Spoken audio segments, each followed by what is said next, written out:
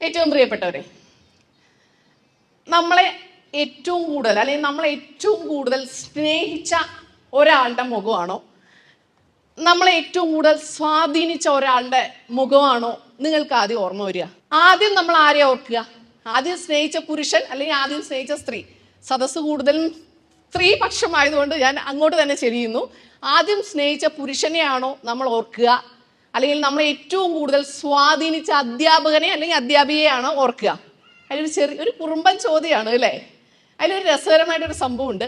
നമ്മൾ സ്നേഹിച്ച ആളായിരിക്കില്ല നമ്മളെ സ്നേഹിച്ചത്, ശരിയല്ലേ? പക്ഷെ നമുക്ക് എല്ലാവർക്കും ഉറപ്പായിട്ട് പറയാൻ പറ്റുന്ന ഒരു കാര്യമുണ്ട്. എന്താണ്? നമ്മളെ എല്ലാവരെയും ഏറ്റവും കൂടുതൽ സ്വാധീനിച്ചത് നമ്മളുടെ ഗുരു തന്നെയാണ്. അതിൽ ആർക്കും മാറ്റമില്ലല്ലോ. എൻ്റെയൊക്കെ കാര്യം പറഞ്ഞാൽ ഒന്ന് കുടുങ്ങും കേട്ടോ. ആരാണ് സ്നേഹിച്ചത്, ആരെയാണ് സ്നേഹിച്ചത്? എന്നെ ഏറ്റവും കൂടുതൽ സ്വാധീനിച്ചത് ആരാണെന്ന് ചോദിക്കുമ്പം സർക്കാർ സ്കൂളിലെ ഒരു കുഞ്ഞു പെറ്റിക്കോട്ടും ഒക്കെ ഇട്ടൊരു സഞ്ചിയൊക്കെ പിടിച്ചിട്ടാണ് നമ്മൾ ആദ്യമായിട്ട് പോകുന്നത്. അതിനു മുമ്പ് സ്കൂളിനെ കുറിച്ചുള്ള ഒരു ഓർമ്മ എന്ന് പറഞ്ഞിട്ടുണ്ടെങ്കിൽ അച്ഛൻ്റെ അമ്മ നല്ല ഒന്നാന്തരം പഞ്ചാര മണലില് കുത്തി പിടിപ്പിച്ച് എഴുതി തന്ന കുറേ അക്ഷരങ്ങളുടെ കണ്ണീർ ചൊവയാണ്. കാരണം എന്താണ്? 3-4 വയസ്സിൽ കളിച്ച് അടിച്ച് പൊളിച്ച് നടക്കുന്ന നമുക്ക് ബലമായിട്ട് തന്നിരുന്ന ഒരു ഗുരുകുല വിദ്യാഭ്യാസം തന്നെയായിരുന്നു ആ ഒരു എഴുത്ത്, അല്ലേ? നിങ്ങളിൽ എത്ര പേര്, എൻ്റെയൊക്കെ പ്രായമുള്ളവർ കുറേയെങ്കിലും അത് അനുഭവിച്ചിട്ടുണ്ടാവും. നമുക്ക് ഇഷ്ടമില്ല. അപ്പോൾ വലിയൊരു എന്താ പറയുക, ഒരു മുറത്തിൽ മണൽ വെച്ചിട്ടാണ് നമ്മളെ എഴുതി പഠിപ്പിക്കുക. എല്ലാ അക്ഷരങ്ങളും, മലയാള അക്ഷരങ്ങളെല്ലാം പഠിപ്പിക്കും, അക്കങ്ങൾ പഠിപ്പിക്കും. അത് പഠിപ്പിച്ച് കഴിയുമ്പോൾ തന്നെ ഏകദേശം 1-ാം ക്ലാസ്സിൽ ചേരാനുള്ളൊരു സമയമായി. നമ്മളൊക്കെ 5 വയസ്സിലാണ് പോയത്. ഇന്ന് 3 വയസ്സ് മുതൽ കുട്ടികൾ എവിടെയാണ്? സ്കൂളിലാണ്, അല്ലേ? അപ്പം അങ്ങനെ ഒരുപാട് കുറുമ്പും പ്രതീക്ഷകളുമായിട്ട് ഞങ്ങൾ സർക്കാർ സ്കൂളിലേക്ക് കയറി ചെല്ലുമ്പം നമ്മളുടെയൊക്കെ കണ്ണുകൾ എങ്ങനെയായിരിക്കും? ഭയങ്കര വിടർന്നതായിരിക്കും, അല്ലേ? ആ വിടർന്ന കണ്ണുകളിലേക്ക് ഒരുപാട് നക്ഷത്ര തിളക്കം സമ്മാനിച്ചു തന്ന ഒരാളുണ്ട്. കഥകളിലൂടെ, കവിതകളിലൂടെ ജീവിത യാഥാർത്ഥ്യങ്ങളെ എങ്ങനെ നേരിടണം എന്ന് പഠിപ്പിച്ച ഒരു സാറുണ്ട്. അതിൽ ഏറ്റവും രസം എന്ന് പറയുകയാണെങ്കിൽ രഘുനന്ദനൻ സാർ എന്നാണ് സാറിൻ്റെ പേര്. സാർ കൊടുങ്ങല്ലൂർക്കാരനാണ് എന്നുള്ളത് എന്നെ വളരെയധികം സന്തോഷിപ്പിക്കുന്നു. ഞാൻ സാറിനെ വിളിച്ചിരുന്നു. ഇന്നും എവിടെ പോയാലും ഏറ്റവും കൂടുതൽ ഞാൻ സ്മരിക്കുന്ന, അനുഗ്രഹം മനസ്സുകൊണ്ട് തേടുന്ന ഒരു മുഖമാണ് രഘു സാറിൻ്റെ. ഞങ്ങൾക്ക് ജീവിതത്തെക്കുറിച്ചുള്ള കാഴ്ചപ്പാടുകൾ മാറ്റാൻ ഒത്തിരി അദ്ദേഹത്തിൻ്റെ കഥകളും കവിതകളും അനുഭവങ്ങളും പഠിപ്പിച്ചു. എൻ്റെ ഒരു 45-ാമത്തെ വയസ്സിനിടയിൽ എന്നെ ഒത്തിരി സാറുമാരും ടീച്ചർമാരും പഠിപ്പിച്ചിട്ടുണ്ട്. ഏറ്റവും ബെസ്റ്റ് ടീച്ചർ രഘു സാറാണോ എന്ന് ചോദിച്ചാൽ എനിക്ക് ഉത്തരവല്ല, അല്ല.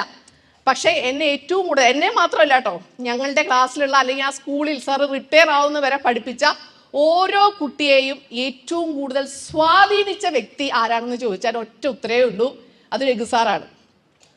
സാറ് ഞങ്ങളെ കണക്കും ചരിത്രവും മലയാളവും ഇംഗ്ലീഷും മാത്രമല്ല പഠിപ്പിച്ചത്. സാർ ഞങ്ങളെ സ്നേഹിക്കാൻ പഠിപ്പിച്ചു, സഹായിക്കാൻ പഠിപ്പിച്ചു, പങ്കുവെക്കാൻ പഠിപ്പിച്ചു. ആ ഒരു ഓർമ്മയിൽ ജീവിക്കുന്ന ഒത്തിരി കുട്ടികളുണ്ട്. അവരുടെ സാക്ഷിയായി ഞാൻ ഇന്ന് പറയട്ടെ. ഇന്ന് ഇപ്പം നിങ്ങളെല്ലാവരും എന്താ ഇങ്ങനെ ഇരിക്കുന്നുണ്ട്, അല്ലേ? എല്ലാവരും നമ്മൾ കസേരയിൽ എവിടെ ഏതെങ്കിലും ഒരു ചടങ്ങിൽ പോയിരുന്നാൽ നമ്മൾ ഇങ്ങനെ ഇരിക്കാറുള്ളൂ. എങ്ങനെയാണ്? 2 കാലും അപ്പുറത്തും ഇപ്പുറത്തും വെച്ചിട്ട്, അല്ലേ? എനിക്കിപ്പോൾ 45 വയസ്സെന്ന് പറഞ്ഞാൽ 40 വർഷം മുമ്പത്തെ കാര്യമാണ് പറയുന്നത്. അന്ന് നമ്മുടെയൊക്കെ സർക്കാർ സ്കൂളിലെ സംവിധാനങ്ങൾ ഇന്നും പോലെയല്ല. ഒരു കഷ്ടി 2-4 കാലിൽ നിൽക്കുന്ന ഒരു എന്താ പറയുക, ആടുന്ന ബെഞ്ച് മാത്രമാണ് ഉള്ളത്, ഡെസ്ക് ഒന്നുമില്ല. ആൺകുട്ടികളും പെൺകുട്ടികളുമായിട്ട് ഒരു 10-60 കുട്ടികൾ ഒരു ക്ലാസ്സിലുണ്ടാവും. സാർ ആദ്യം ഞങ്ങളെ പഠിപ്പിച്ചത് എന്താണെന്നറിയോ? ഒരു കാലിന് മുകളിൽ മറ്റൊരു കാല് കയറ്റി വെച്ച് ക്രോസ് ആയിട്ട്. എങ്ങനെയാണെന്ന് മനസ്സിലായില്ലേ? ഇന്ന് പല കുടുംബങ്ങളിലും അല്ലെങ്കിൽ പല സദസ്സുകളിലും സ്ത്രീകളാണെങ്കിൽ പ്രത്യേകിച്ചും പുരുഷന്മാരും അങ്ങനെ ഇരുന്നാൽ അഹങ്കാരി എന്നൊരു ഓമനപ്പേര് തരാറുണ്ട്. അപ്പം ഞാനിങ്ങനെ ആലോചിച്ചു, 40 വർഷം മുമ്പ് സാറ് ഞങ്ങളെ ആദ്യം പഠിപ്പിച്ചത് അതാണ്. എന്തുകൊണ്ടാന്ന് ആർക്കെങ്കിലും പറയാൻ പറ്റുമോ? നിങ്ങൾ എന്താണെങ്കിൽ കുഞ്ഞുമക്കളെ പഠിപ്പിക്കാൻ പോകുന്നവരല്ലേ, എന്തുകൊണ്ടായിരിക്കും എന്ന് പറയാൻ പറ്റുമോ? ഒന്ന് ഇമാജിൻ ചെയ്തേ. അന്ന് നമ്മുടെ ഉടുപ്പ് എങ്ങനെയായിരിക്കും? ഈ മുട്ടിന് മേളിലുള്ള ഒരു പെറ്റിക്കോട്ടായിരിക്കും, അല്ലേ? ആൺകുട്ടികളുണ്ടാവും, പെൺകുട്ടികളുണ്ടാവും, അല്ലേ? പഠിപ്പിക്കുന്ന സാറുമാരാവാം, ടീച്ചർമാരാവാം. നമ്മൾ ഈ ബെഞ്ചിൽ എങ്ങനെയെങ്കിലും അലക്ഷ്യമായിട്ടിരുന്നാൽ തീർച്ചയായിട്ടും എന്താ മറയ്ക്കപ്പെടേണ്ടതായിട്ടുള്ള പല കാര്യങ്ങളും കാണുകയും ചെയ്യും. ഈ ക്രോസ് ആയിരുന്ന എങ്ങനെയാണ്? ഒരിക്കലും നമ്മളുടെ ഉള്ളിലോട്ട് കാണത്തില്ല, അല്ലേ? പിന്നെ ബെഞ്ചിൽ ഇങ്ങനെ നിവർന്നിരിക്കാൻ എങ്ങനെയേ പറ്റുള്ളൂ? ആ ഒരു പോസ്റ്റർ മാത്രമേ പറ്റുള്ളൂ. അല്ലെങ്കിലോ ഈ വളഞ്ഞ് കൂടിയിരിക്കും.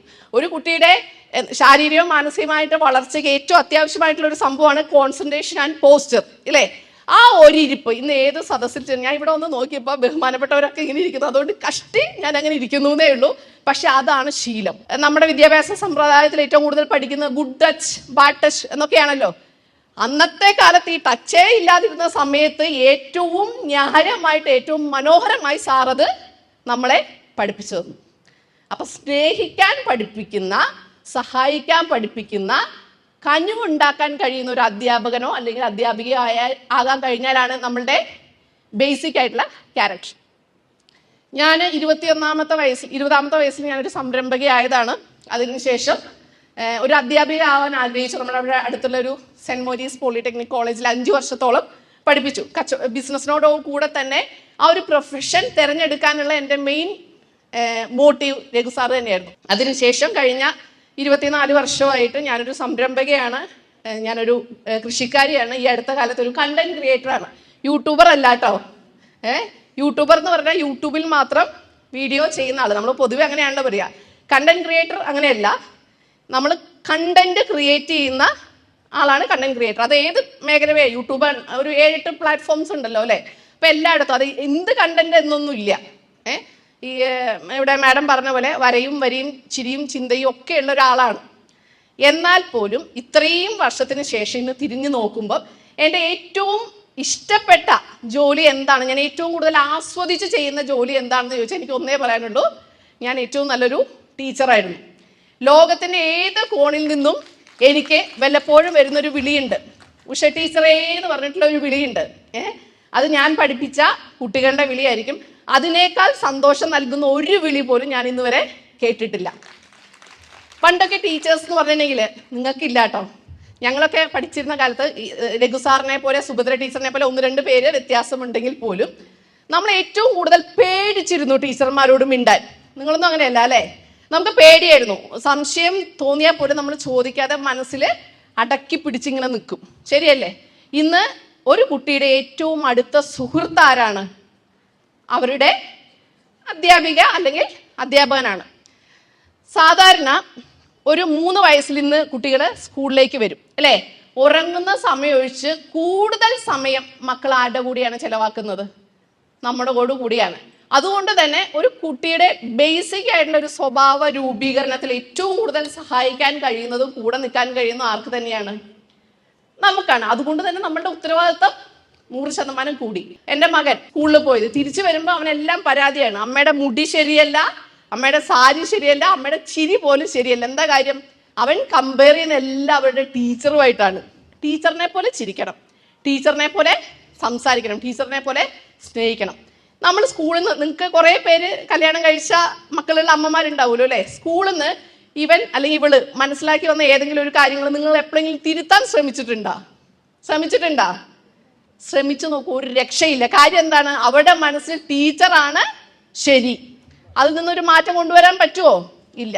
അപ്പൊ തന്നെ നമ്മൾ ആലോചിക്കണം, ഒരു കുട്ടിയുടെ സ്വഭാവ രൂപവത്കരണത്തിൽ എത്രമാത്രം നമുക്ക് സ്വാധീനം ചെലുത്താൻ കഴിയുന്നു. നമ്മളുടെ ആർഷഭാരത സംസ്കാരത്തിൽ ഗുരുകുല വിദ്യാഭ്യാസ സമ്പ്രദായമായിരുന്നു അല്ലേ. എന്തായിരുന്നു നിങ്ങൾക്ക് എല്ലാവർക്കും അറിയാം അല്ലേ. എങ്ങനെയായിരുന്നു? ഗുരുവിന്റെ വീട്ടിൽ തന്നെ പോയി എല്ലാ വിദ്യയും അഭ്യസിച്ചു പോകും അല്ലേ. കുചേലന്റെയും കൃഷ്ണന്റെയും കഥ അറിയാത്ത ആരുമില്ലല്ലോ. നമ്മുടെ വിശ്വാസപ്രകാരം കൃഷ്ണൻ ആരായിരുന്നു? വിഷ്ണുവിന്റെ അവതാരമായിരുന്നു. വിഷ്ണു എന്ന് പറഞ്ഞാൽ ദൈവമാണ്. കുചേലൻ ആരായിരുന്നു? ഏറ്റവും ദരിദ്രനായിട്ടുള്ള ഒരു സാധാരണ മനുഷ്യനായിരുന്നു. ഈ കുചേലനും ദൈവമായ കൃഷ്ണനും പഠിച്ചത് ഒറ്റ ഗുരുവിന്റെ കീഴിലാണ്. ദൈവമായതുകൊണ്ട് കൃഷ്ണൻ എന്തെങ്കിലും ഒരു പ്രിവിലേജ് കൂടുതൽ അവിടെ കിട്ടിയോ? ഇല്ല. 2 പേരെയും ഒരുപോലെയാണ് കണ്ടിരുന്നത്. ആര്? ഗുരു കണ്ടിരുന്നത്. അതായത് ദൈവത്തെയും സാധാരണ മനുഷ്യനെയും, ദൈവം എന്ന് ഉദ്ദേശിച്ചത് ആ ദൈവം അല്ല കേട്ടോ, ഞാൻ പറഞ്ഞ ഒരു പൊസിഷനാണ്, ഒരുപോലെ കാണാൻ കഴിയാൻ ആർക്ക് കഴിയണം? ഒരു ഗുരുവിന് കഴിയണം. ഇന്ന് ഒരുപാട് സാമ്പത്തിക, സാമൂഹ്യ, മതപരമായിട്ടുള്ള ചുറ്റുപാടിൽ നിന്ന് ഒരുപാട് ടൈപ്പ് കുട്ടികൾ വരുന്നുണ്ട് അല്ലേ. ചില ക്ലാസ്സിൽ മാൻപേട മുതൽ ചില ക്ലാസ്സിൽ കാട്ടുപോത്ത് വരെയുള്ള സ്വഭാവമുള്ള കുഞ്ഞുങ്ങൾ ഉണ്ടാവും. ശരിയല്ലേ? കാരണം എന്താ? അവരെ കുറ്റം പറഞ്ഞിട്ട് കാര്യമുണ്ടോ? നമ്മളുടെ സ്വഭാവത്തിന്റെ തനിച്ഛേദമാണ് ആര്? നമ്മുടെ മക്കൾ. അവര് അപ്പൊ സ്വഭാവം പഠിക്കുന്നത് വേറെ എവിടുന്നും അല്ല അല്ലേ. അപ്പൊ ഈ വരുന്ന കാട്ടുപോത്തിനെയും മാൻപേടയെയും ഒരേപോലെ കാണാൻ ആർക്ക് കഴിയണം? കുറച്ച് കഷ്ടപ്പാടാണ് അല്ലേ. എന്താ കാര്യം? സ്വന്തം വീട്ടിലുള്ള 2-3 എണ്ണത്തിന് നോക്കാൻ ആരെ കൊണ്ട് പറ്റുന്നില്ല? നമ്മളെ കൊണ്ട് പറ്റുന്നില്ല. അപ്പോ 100% വ്യത്യസ്തമായിട്ടുള്ള അനുഭവങ്ങളിൽ നിന്നും വരുന്ന സാഹചര്യത്തിൽ നിന്ന് വരുന്ന 10-50 കുട്ടികളെ ഹാൻഡിൽ ചെയ്യണമെങ്കിൽ ചില്ലറ പണിയാണോ? അല്ല. അപ്പൊ നിങ്ങളുടെ ഉത്തരവാദിത്തം ഞാൻ മനസ്സിലാക്കിയെടുത്തോളം ഏറ്റവും ഭീകരമാണെന്ന് വേണമെങ്കിൽ പറയാം. ശരിക്കും നമ്മളുടെയൊക്കെ സർക്കാർ സംവിധാനത്തില് UGC സ്കെയിൽ കൊടുക്കേണ്ട ആർക്കാണെന്നറിയോ? ഈ മോണ്ടിസോറി LP ക്ലാസ്സുകളിൽ നിൽക്കുന്ന ടീച്ചേഴ്സിനാണ്. അവരെങ്ങനെയാണ്? നിങ്ങളൊക്കെ അത്യാവശ്യം കല്യാണം കഴിക്കാത്തവരാണെങ്കിലും അല്ലെങ്കിലും വീട്ടിലെ എല്ലാ പണികളും പ്രശ്നങ്ങളും വീട്ടിലുള്ള കുട്ടികളുടെ കാര്യം നോക്കിയിട്ടാണ് മണ്ടിപ്പാഞ്ഞ് എങ്ങോട്ട് വരുന്നത്? ക്ലാസ്സിലേക്ക് വരുന്നത്. അവിടെ വരുമ്പോ എന്താ അംഗം? തൃശ്ശൂർ പൂരവും നെന്മാറവേലയും വല്ലങ്ങി ഒക്കെ അവിടെ ഉണ്ട്. എന്തെങ്കിലും പറയാൻ പറ്റുമോ? എന്തെങ്കിലും ചെയ്യാൻ പറ്റുമോ? ഇല്ല. നമ്മളുടെ അറിയാതെ നമ്മുടെ വായിൽ നിന്ന് വരുന്ന ഒരു വാക്കോ പ്രവൃത്തി ഒരു കുഞ്ഞിന്റെ ഭാവിയെ തന്നെ മാറ്റിമറിക്കാം, സ്വഭാവത്തെ അങ്ങേയറ്റം മാറ്റിമറിക്കാം, അല്ലെ? അപ്പൊ ഇവർക്ക് സമാധാനമായിട്ട് സന്തോഷമായിട്ട് മുന്നോട്ട് പോകാനുള്ള ഒരു സ്കെയിലെങ്കിലും ആര് കൊടുക്കണം? നമ്മുടെ സർക്കാർ സംവിധാനത്തില് മാറ്റം വരുത്തണം. ഇനി എനിക്കിട്ട് പൊങ്കാല വരികയാണോ? എന്നാലും പറയാനുള്ളത് പറയണം. കാരണം അത്രമാത്രം എഫേർട്ടാണ് ആർക്കുള്ളത്? നിങ്ങൾക്കുള്ളത്. ശരിയല്ലേ? അപ്പൊ ഒരു കാര്യം കൂടി ചോദിച്ചോട്ടെ. ഈ ഗുരു, അല്ലെ? ഗുരു എന്ന വാക്കിന്റെ അർത്ഥം എത്ര പേർക്കറിയാം? അറിയാമോ? ഇരിക്കുന്ന മിടുക്കികൾക്ക് ആർക്കെങ്കിലും അറിയാമോ? ഗുരു അറിയാമോ? ഗുരു എന്ന് പറഞ്ഞാല് ഗു രു, അങ്ങനെ 2 സംസ്കൃത വാക്കിൽ നിന്ന് ഉണ്ടായതാണ്. ഗു എന്ന് പറഞ്ഞിട്ടുണ്ടെങ്കിൽ അന്ധകാരത്തിന്റെ, അജ്ഞതയുടെ അന്ധകാരം. എന്താണ്? അജ്ഞതയുടെ, അറിവില്ലായ്മയുടെ അന്ധകാരം. രു എന്ന് പറഞ്ഞിട്ടുണ്ടെങ്കിൽ എന്താണ്? വിവേകത്തിന്റെ, വിജ്ഞാനത്തിന്റെ വെളിച്ചം. അപ്പൊ എന്താണ് ഗുരുവിന്റെ അർത്ഥം? എന്തായിരിക്കും? നമ്മുടെ മനസ്സിലുള്ള, നമ്മളുടെയും നമ്മുടെ ചുറ്റുവട്ടത്തുള്ള കുട്ടികളുടെ, കുഞ്ഞുങ്ങളുടെ മനസ്സിലുള്ള അജ്ഞതയുടെ അന്ധകാരത്തെ പ്രകാശത്തിന്റെ വെളിച്ചം കൊണ്ട് നേർവഴിക്ക് നയിക്കേണ്ടവരാണ് ആര്? ഗുരുക്കന്മാർ. എത്ര നല്ല കാര്യമാണ് അല്ലേ? എത്ര പേര് അത് ചെയ്യുന്നുണ്ട് എന്നുള്ളത് നമ്മൾ നോക്കേണ്ട കാര്യമുണ്ടോ? എനിക്കത് ചെയ്യാൻ പറ്റണം, ഞാനത് ചെയ്യണം എന്ന് വിചാരിക്കുന്നിടത്താണ് യഥാർത്ഥത്തിൽ എന്തുണ്ടാവുന്നത്? യഥാർത്ഥത്തിൽ ഒരു ഒരു ഒരു സത്യസന്ധനായ അല്ലെങ്കിൽ ആത്മാർത്ഥതയുള്ള ഒരു അധ്യാപകൻ അല്ലെങ്കിൽ അധ്യാപിക ജനിക്കുന്നത്. നമ്മൾ ഇന്ന് നോക്കുമ്പോൾ 10ാം ക്ലാസ് കഴിഞ്ഞിട്ടില്ലെങ്കിൽ പോലും നമുക്ക് ഇഷ്ടംപോലെ ജോലി സാധ്യതകളുണ്ട്, അല്ലേ? 7ാം ക്ലാസ് കഴിഞ്ഞിട്ടുള്ളവർക്കുണ്ട്. പക്ഷെ എൻ്റെ അഭിപ്രായത്തിൽ നിങ്ങൾ യഥാർത്ഥത്തിൽ ഒരു മനസ്സുകൊണ്ടും ശരീരം കൊണ്ടും ഒരു തലമുറയെ സത്യസന്ധമായിട്ട് വാർത്തെടുക്കാൻ കഴിയാൻ ആഗ്രഹിക്കുന്നവരാണെങ്കിൽ മാത്രം നിങ്ങൾ ഈ ഫീൽഡ് തിരഞ്ഞെടുത്താൽ മതി. അല്ലെങ്കിൽ നിങ്ങൾ ആ തൊപ്പി ഇപ്പൊ തന്നെ അങ്ങോട്ട് ഊരി വെച്ചോ. ഫീസ് ഇവർക്ക് കിട്ടിയതാണല്ലോ, അവർ നിങ്ങളെയൊന്നും പറയില്ല. മനസ്സിലായി? ഒരു ജോലിക്ക് വേണ്ടി ഒരിക്കലും നിങ്ങൾ ഈ പ്രൊഫഷൻ തിരഞ്ഞെടുക്കരുത്. നിങ്ങൾക്ക് എന്ത് ജോലിയും കിട്ടും. കാരണം നിങ്ങൾ വാർത്തെടുക്കുന്ന നിങ്ങളുടെ വീട്ടിലുള്ള 1, 2, 3 കുഞ്ഞുങ്ങളെ അല്ല, നിങ്ങൾ റിട്ടയർ ആവുന്നവരെ നിങ്ങളുടെ കയ്യിലൂടെ പോകാനുള്ളത് ഇനി വരുന്ന നമ്മളുടെ ഭാവി തലമുറയാണ്. അപ്പൊ നിങ്ങളുടെ ഉത്തരവാദിത്വം കൂടുമോ? കൂടും, അല്ലേ? അപ്പൊ ഞാൻ ഒരു കഥയും കൂടെ പറയാം. ഒരു കാട്ടില് വിദ്യാഭ്യാസ രീതിയാണ്, അല്ലേ? കിളികളെല്ലാം പഠിക്കാൻ ചെന്നേക്കുകയാണ്. കാർന്നോരുണ്ട്, ഒരു ഹെഡ് മാസ്റ്റർ ഉണ്ട്, പഠിപ്പിക്കുകയാണ്. കിളികൾക്ക് എന്താ കണക്കും ശാസ്ത്രമാണോ പഠിക്കേണ്ടത്? അവർക്ക് പഠിക്കേണ്ടത് എങ്ങനെയാണ്? കൂടുണ്ടാക്കാൻ പഠിക്കണം, അല്ലേ? നമ്മുടെ മാഷ് പഠിപ്പിക്കുകയാണ്. നല്ല ബലമുള്ള എന്തെടുക്കണം? വള്ളികൾ എടുക്കണം, നല്ല പൊട്ടാത്ത നാരുകൾ വേണം, നല്ല മടങ്ങി സോഫ്റ്റ് ആയിട്ടുള്ള ഇലകൾ വേണം, ഒക്കെ ഇങ്ങനെ പഠിപ്പിച്ചുകൊണ്ടിരിക്കുകയാണ്. ക്ലാസ്സിലിരിക്കുന്ന കുട്ടികളിൽ ഇതെല്ലാം കേൾക്കുന്നുണ്ടോ? കേൾക്കുന്നില്ല. അവരവരുടേതായിട്ടുള്ള കളികളിലും ചിരികളിലും പോയി. കുറേ ദിവസം പഠിപ്പിച്ചിട്ട് അവസാനം ഒരു ക്ലാസ് ടെസ്റ്റ് വെച്ചു. ഒരു കൂടുണ്ടാക്കാൻ പറഞ്ഞു. ആരെങ്കിലും വൃത്തിയായിട്ട് ഉണ്ടാക്കിയോ? ഒരാളും ഉണ്ടാക്കിയിട്ടില്ല. പക്ഷെ ആ മാഷ് അല്ലെങ്കിൽ ആ കിളികളുടെ തലവൻ ഒരിക്കലും വിഷമിച്ചില്ല. വീണ്ടും ഇതിങ്ങനെ പഠിപ്പിച്ചുകൊണ്ടേയിരുന്നു. കുട്ടികളുടെ അശ്രദ്ധ, അനുസരണക്കേട് നോക്കാതെ പഠിപ്പിച്ചുകൊണ്ടേയിരുന്നു. അവസാനം അവർക്ക് ശരിക്കും കൂട് വെക്കേണ്ട ഒരു സിറ്റുവേഷൻ വന്നപ്പോൾ ഈ കിളിക്കുഞ്ഞുങ്ങൾ എല്ലാവരും എന്ത് ചെയ്തു? നല്ല പെർഫെക്റ്റ് ആയിട്ടുള്ള ഒരു കൂടുണ്ടാക്കി. അതുപോലെയാണ് നമ്മുടെ ക്ലാസ്സിൽ, അല്ലേ? 50 പേരാണെങ്കിൽ 100 പേരാണെങ്കിൽ 100 ജാതി ആയിരിക്കും. ജാതി എന്ന് പറഞ്ഞാൽ അതല്ല കേട്ടോ, വക. ഒരാൾ അങ്ങോട്ടാണെങ്കിൽ ഒരാൾ ഇങ്ങോട്ട്, ഒരാൾ ഇങ്ങോട്ടാണെങ്കിൽ വലത്തോട്ടോ ഇടത്തോട്ടോ ആയിരിക്കും. നമ്മൾ പറയുന്ന ഒരു മൈൻഡ് ഉണ്ടാവില്ല, ശരിയല്ലേ? പക്ഷെ അവർക്ക് വേണ്ട കാര്യങ്ങൾ അറിയാതെ അവരുടെ മനസ്സിൽ എന്ത് ഉണ്ടാവും? പതിഞ്ഞിട്ടുണ്ടാവും. ഭാവിയിൽ ജീവിതത്തിൽ അവരുടെ ജീവിത സാഹചര്യത്തിൽ എവിടെയെങ്കിലും വെച്ച് ആ അറിവുകൾ അവർക്ക് പ്രയോജനപ്പെടുത്താൻ കഴിഞ്ഞാൽ ആരാണ് ജയിച്ചത്? ആസ് എ ടീച്ചർ എന്നുള്ള രീതിയിൽ നിങ്ങൾ ജയിച്ചു. നമുക്കൊക്കെ വീടുണ്ട് ഇല്ലേ, മനോഹരമായിട്ടുള്ള വീടുകളുണ്ട്. നമ്മൾ വീട്ടിൽ എങ്ങനെയാ കിടന്നുറങ്ങുക? ഏറ്റവും സുരക്ഷിതമായിട്ടാണ് കിടന്നുറങ്ങുക അല്ലേ? കാറ്റില്ല, മഴയില്ല, ഭൂകമ്പം വരില്ല, കള്ളന്മാര് വരില്ല. ഏറ്റവും സേഫ് ആയിട്ടുള്ള സ്ഥലം നമ്മുടെ വീടല്ലേ? പക്ഷെ ആ വീട് അങ്ങനെ സേഫ് ആകണമെങ്കിൽ എന്ത് വേണം? ആ വീടിന് ഒരു അടിത്തറ വേണം, ശരിയല്ലേ? ബേസ്മെന്റ് വേണം.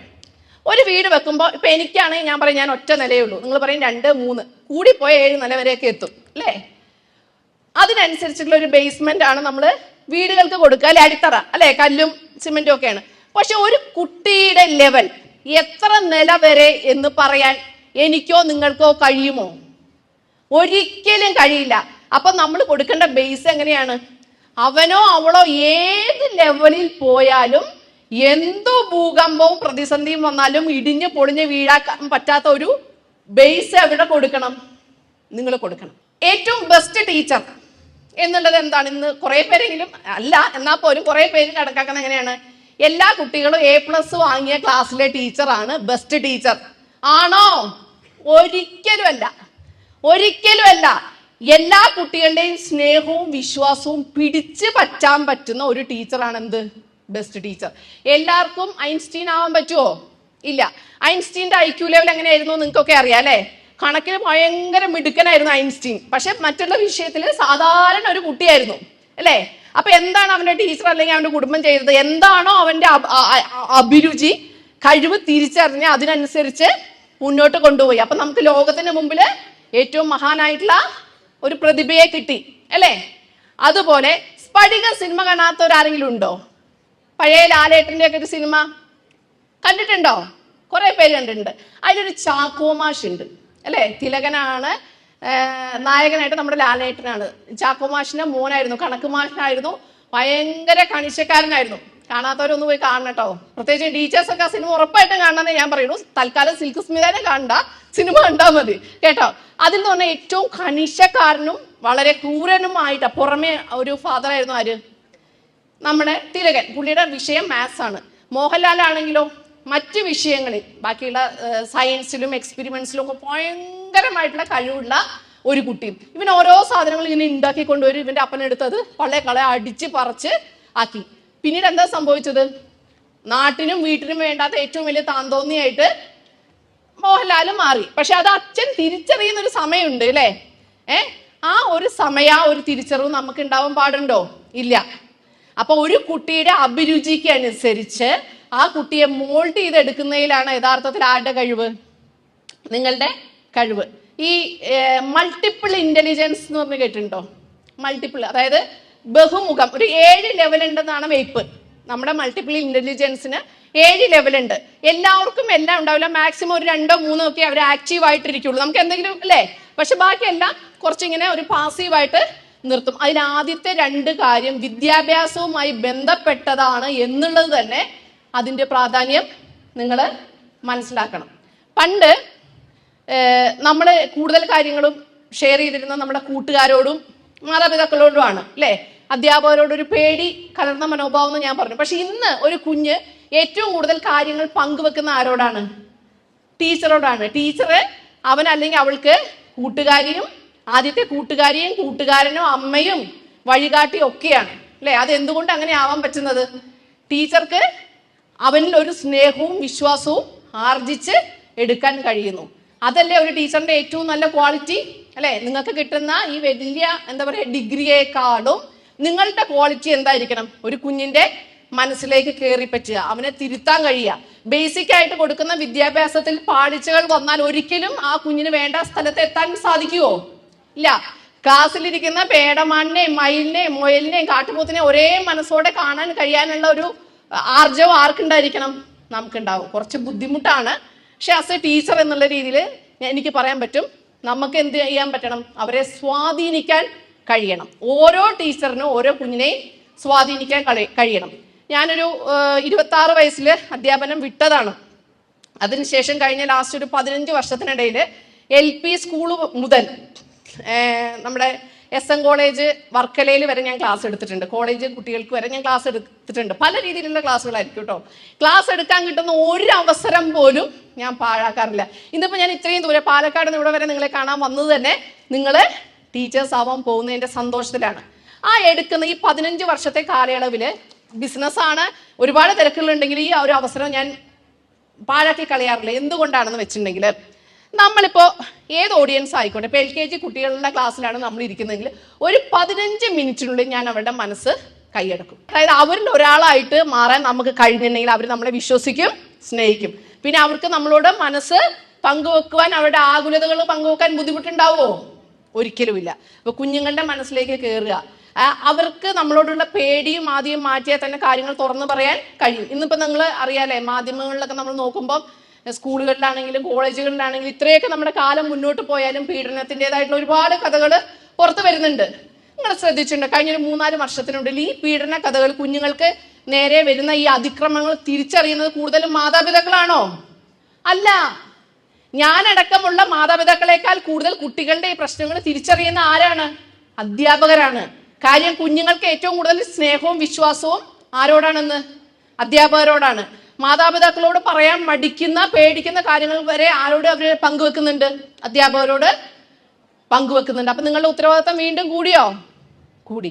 അപ്പൊ എന്താ വേണ്ടത്? പറ. ഒന്നെങ്കിൽ ഒരു കുഞ്ഞിനെയെങ്കിലും നേർവഴിക്ക് നയിക്കുക എന്നുള്ളൊരു ആപ്തവാക്യമൊന്നും ഒരാളും വിചാരിക്കേണ്ട. വരുന്ന ഓരോ കുഞ്ഞിനെയും എൻ്റെ കുഞ്ഞായിട്ട്, ഞാൻ എൻ്റെ കുഞ്ഞിനെ എങ്ങനെ ഡെവലപ്പ് ചെയ്യാൻ ആഗ്രഹിക്കുന്നു, എങ്ങനെ മോൾഡ് ചെയ്യാൻ ആഗ്രഹിക്കുന്നു, അതിലും നന്നായിട്ട് എനിക്കൊരു കുഞ്ഞിനെ മുന്നിലേക്ക് പിടിച്ചുകൊണ്ടു പോവാൻ കഴിയുമെന്നുള്ള ഉറച്ച വിശ്വാസമുണ്ടെങ്കിൽ മാത്രം പ്രിയപ്പെട്ട സഹോദരിമാര് ഈ തൊപ്പിയും വെച്ച് ഇരുന്നാൽ മതി. കാരണം അല്ലെങ്കിൽ എന്താണെന്നറിയോ, അത് നിങ്ങളോടല്ല ഈ ലോകത്തോട് തന്നെ ചെയ്യുന്ന ഏറ്റവും വലിയ നീതികേടായിരിക്കും, അല്ലെ? നിങ്ങളിലേക്ക് ചിരിച്ച മുഖവും എന്താ പറയാ, കണ്ണിലെ തിളക്കവും സന്തോഷമൊക്കെ എനിക്ക് കാണുമ്പോൾ മനസ്സിലാകും ഒരു ജോലിക്ക് വേണ്ടിയല്ല, റിയലി ആ ഒരു പാഷൻ, ആ ഒരു ആഗ്രഹം മുന്നിൽ കണ്ടു തന്നെയാണ് ഇരിക്കുന്നത്. തീർച്ചയായിട്ടും ഞാൻ പറഞ്ഞത് ആരെങ്കിലും എവിടെയെങ്കിലും ശ്രദ്ധിക്കപ്പെട്ട എക്കാലത്ത് ഏറ്റവും നല്ല ശമ്പളവും നല്ല സൗകര്യം കിട്ടാനുള്ള ഒരു ലെവലിലേക്ക് നിങ്ങൾ വരട്ടെ. മാത്രമല്ല, നമ്മളുടെ വിദ്യാഭ്യാസ സമ്പ്രദായവും കുറേയൊക്കെ മാറാനുണ്ട്, അല്ലേ? നമ്മൾ ഏറ്റവും കൂടുതൽ പഠിക്കുന്നത് എന്താ? കണക്കും ചരിത്രവും എന്താ പറയുക, സയൻസും ഒക്കെ. ഇതൊക്കെ നമുക്ക് വേണ്ടേ? പക്ഷെ എൻ്റെ അഭിപ്രായത്തിൽ 2 കുഞ്ഞുങ്ങളുടെ ഒരു അമ്മ എന്നുള്ള രീതിയിൽ നമ്മൾ ആദ്യം പഠിക്കേണ്ടത് എന്താണെന്നറിയോ? സ്നേഹിക്കാൻ പഠിക്കണം, സഹായിക്കാൻ പഠിക്കണം, അല്ലേ? ഒരാളുടെ കണ്ണുനീരിൽ മനം നൊന്ന് നമുക്ക് കരയാൻ കഴിയണം. നമുക്കേ നന്നായിട്ട്, നമുക്ക് ആൺമക്കള് പെൺമക്കളെന്നൊന്നും ഇല്ല, അല്ലേ? നന്നായിട്ട് ഭക്ഷണം കഴിക്കാൻ ഇഷ്ടമല്ലേ? എനിക്ക് ഭയങ്കര ഇഷ്ടമാണ്. അങ്ങനെയാണെങ്കിൽ എന്ത് പഠിപ്പിക്കണം? നമ്മുടെ പിള്ളേരെ ഉണ്ടാക്കാൻ പഠിപ്പിക്കണം. എന്ത്? ഭക്ഷണം ഉണ്ടാക്കാൻ പഠിപ്പിക്കണം. നന്നായിട്ട് ഡ്രസ് ചെയ്യാൻ ഇഷ്ടമല്ലേ? അങ്ങനെയാണെങ്കിൽ തുണി അലക്കാൻ പഠിപ്പിക്കണം. വൃത്തിയായ പരിസരത്ത് കടന്നുറങ്ങാൻ ഇഷ്ടമല്ലേ? അടിച്ചു വാരി കക്കൂസ് കഴുകാൻ പഠിപ്പിക്കണം. നിങ്ങൾ മറ്റെന്ത് പഠിപ്പിക്കുന്നതിനേക്കാളും മുമ്പ് നമ്മുടെ മക്കളെ എന്ത് പഠിപ്പിക്കണം? ഇങ്ങനെയുള്ള കാര്യങ്ങൾ പഠിപ്പിക്കണം.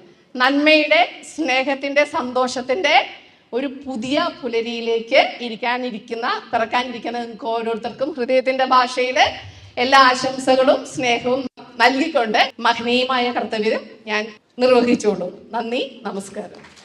കൊടുങ്ങല്ലൂർ MGM കോളേജിലെ ടീച്ചറാകാൻ പോകുന്ന വിദ്യാർത്ഥിനികളുടെ കോൺവെക്കേഷന് പോയതാണ് ഞാൻ. അതിൽ ഒത്തിരി സന്തോഷവും അഭിമാനവും തോന്നി 2 സന്ദർഭങ്ങളാണിത്. ഏറ്റവും സ്നേഹമുള്ള രഘു സാറിനെ കാണാൻ പറ്റി. എത്രയോ വർഷത്തിന് ശേഷം അദ്ദേഹത്തെ കണ്ട അനുഗ്രഹം വാങ്ങാൻ സാധിച്ചു. ജില്ലാ ജഡ്ജിയായ വിനീത കൃഷ്ണൻ മാമിനെ കാണാൻ സാധിച്ചു. ഒത്തിരി സ്നേഹിക്കുന്ന, ബഹുമാനിക്കുന്ന ഒരാൾ. അന്നമ്മയുടെ ഭക്ഷണം കഴിക്കലിന്റെ കട്ട ആരാധിക.